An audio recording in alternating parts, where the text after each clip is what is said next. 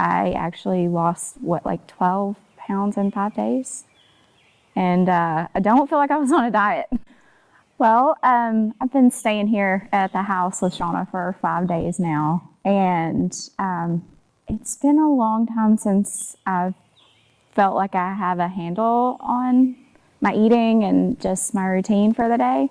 And everything that we've done here this week has been about putting that plan in place so that I can handle my next day, because that's always been my biggest challenge. But right now I feel really good about it. A lot of it has been about relaxing, really, which was surprising to me.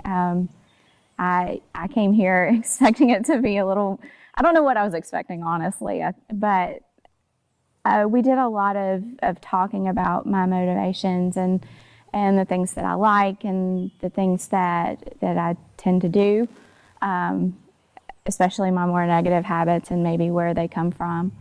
But during all this, we're on a chew machine and we're drinking, healthier water, and everything that I ate was organic and chemical free and a lot better for me in general. And just relaxing and eating better food and not eating as much, I actually lost, like 12 pounds in 5 days.